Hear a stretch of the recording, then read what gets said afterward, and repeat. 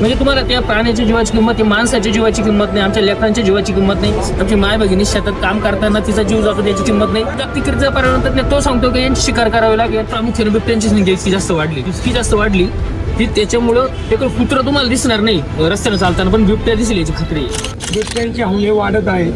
अगदी नागरिकांना मोर्चा काढायची वेळ आलेली आहे. नागरिकांनी जन आक्रोश मोर्चा काढलेला आहे. काय वाटतं एक शेतकरी म्हणून? तुम्ही आज जर बहुतेक पोस्टर सांगित फोटो बघितले जे लोक या बिबट्यांच्या हल्ल्यात आपल्याला गमावे लागलेत, तर ती सगळी लोक शेतकरी आहेत. जो माणूस शहरात बंगल्यात एसीत राहतो त्याला एक प्रश्नाची धग नाही, आणि त्याचा परिणाम म्हणून हे जे मंत्री आहेत ते पण असं विधान करतात की आपण जंगलात शेळ्या सोडू. जंगलात बिबटे राहिले कुठं? तुम्हाला पैसे खाण्यासाठी जर सोडायचे असतील तर सोडा, भ्रष्टाचार करण्यासाठी, परंतु त्यातनं काय प्रश्न सुटणार नाही. मुळात बिबटे सगळे आहेत मानवी वस्तीच्या आसपास राहायला.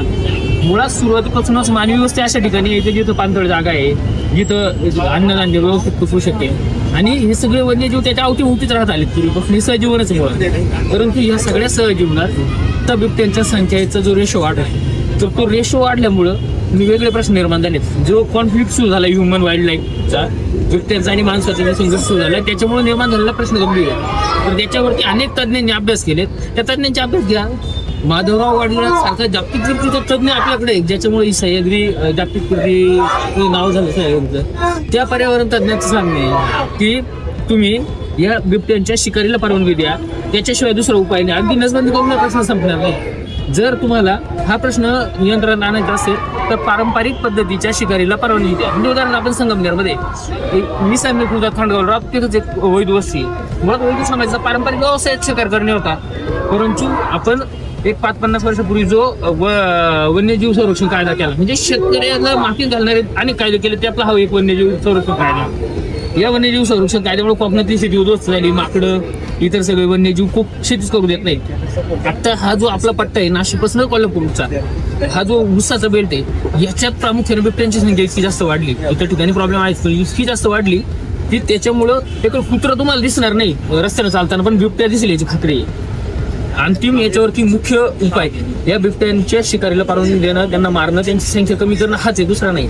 आणि जे नक्कीच एकच मुद्दा म्हणतो, ज्यांना खोटं वन्यजीव प्रेम किंवा प्राणी प्रेम किंवा पर्यावरण प्रेम, ज्यांचं योगदान ग्रामीण भाषेत बोलायचं तर काडीभर पण नाही आहे, असे बावळट लोक हे वन्यजीवाच्या नावाखाली उड्या मारतात. त्यांनी आता आम्ही शेतकरी आहे ना, आमची लेकरं गेली त्यामुळे आम्ही म्हणणार नाही त्यांनी त्यांची तोर वाघा पुढे अडवून टाकतो, पण यांनी जाऊन वाघा पुढे त्या बिबट्या पुढे अडवू झोपावं, मग यांना कळेल की आमची वेदना काय. नक्कीच तुम्ही स्वतः शेतकरी नेते आहात, शेतकरी आहात, तुम्ही ग्रामीण भागात राहता, शहरात राहत नाही, त्याच्यामुळे तुम्हाला तो प्रश्न अधिक जाणवतो. तालुक्यात 2 लोकप्रतिनिधी आहेत. दोन्ही लोकप्रतिनिधी सातत्याने मागणी करतायत. मध्यंतरी पालकमंत्री राधाकृष्ण विखे पाटील यांच्या माध्यमातून भरघोस निधी सुद्धा दिला होता, परंतु ठोस अशी उपाययोजना होत नाही. तुम्हाला काय वाटतं, लोकप्रतिनिधी कुठं कमी पडतायत?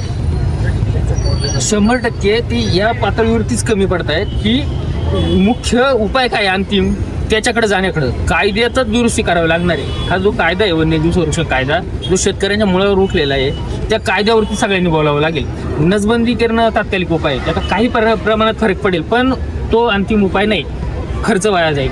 आणि शेळ्या सोडण्याचं काय मूर्खपणाचं विधान आहे, कुणालाही कळेल. म्हणजे जो ग्रामीण भागात राहणार किंवा शेतकरी माणूस त्याला लगेच कळत, शेळ्या सोडणार म्हणजे तुम्ही काय करू राहिले, तुम्ही तुमचं चरायचं पुरण तयार करू राहिले, बिबट्यांना नाही तुम्ही काय खाऊ घालायला निघाले. त्याच्यामुळं हा प्रश्न जर सोडवायचा असेल तर ह्या सगळ्या लोकप्रतिनिधींना मी या माध्यमात आवाहन करतो की त्यांनी आता फोकस या वन्यजीव संरक्षण कायद्यावरती केला पाहिजे, त्याच्यात बदल करण्यावर केला पाहिजे. आणि जर त्यांना हे जे फालतू स्वतःला पर्यावरणप्रेमी म्हणून घेणार आहेत, त्यांनी जे सच्चे खरे पर्यावरणप्रेमी, ज्यांच्यामुळे पर्यावरण वाचले, ज्यांना जागतिक कीर्तीचं स्थान आहे, म्हणजे माधव गाडगीळ आपल्या परिसराला माहीत असण्याचं कारण चांगले धनंजयराव गाडगीळांचा पुतळा आहे लोणीच्या कारखान्यात सगळ्याला माहिती, त्यांचे चिरंजीव आहेत माधव गाडगीळ. जागतिक कीर्तीचा माणूस आहे, तो सांगतोय, तो जागतिक कीर्तीचा पर्यावरण तज्ञ, तो सांगतो की यांची शिकार करावी लागेल. आणि हे फालतू लोक सांगतायत की आता हे असं जमणार नाही. म्हणजे तुम्हाला त्या प्राण्याच्या जीवाची किंमत आहे, माणसाच्या जीवाची किंमत नाही, आमच्या लेकरांच्या जीवाची किंमत नाही, आमची माय भगिनी शेतात काम करताना तिचा जीव जातो त्याची किंमत नाही, तिच्या काम केल्यामुळे जे धान्य पिकतं त्याच्यावर तुम्ही खाऊन जागताय, तुम्हाला तिच्या जीवाची किंमत नाही. त्याच्यामुळे वन्यजीव संरक्षण कायद्यात बदल हेच याच्यावरती अंतिम. शेती, शिक्षण, रोजगार, आरोग्य, लोकांचा आवाज, लोकविकास मंच. व्हिडिओला लाईक करा, चॅनलला सबस्क्राईब करा, व्हिडिओ जास्तीत जास्त लोकांपर्यंत शेअर करा. धन्यवाद.